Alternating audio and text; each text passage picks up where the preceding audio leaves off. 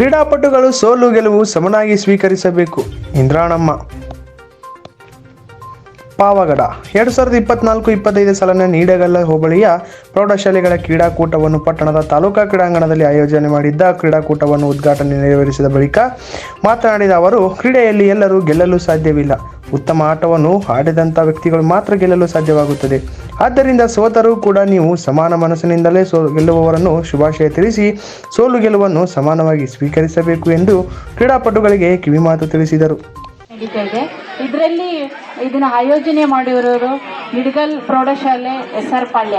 ಇವರು ಅಲ್ಲಿ ಮಾಡಬೇಕಾಗಿತ್ತು, ಅಲ್ಲಿ ಜಾಗದ ಕೊರತೆ ಇದೆ ಅಂತೇಳಿ ಇಲ್ಲಿ ಪಾವಗಡ ಟೌನಲ್ಲಿ ಈ ಆಯೋಜನೆಯನ್ನು ಮಾಡಿದ್ದಾರೆ.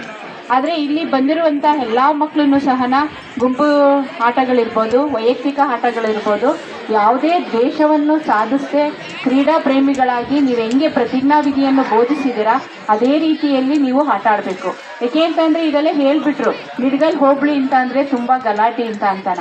ಇಲ್ಲಿ ಗೆಲುವು ಮುಖ್ಯ ಅಲ್ಲ, ಭಾಗವಹಿಸೋದು ಮುಖ್ಯ ಆಗಿರುತ್ತೆ.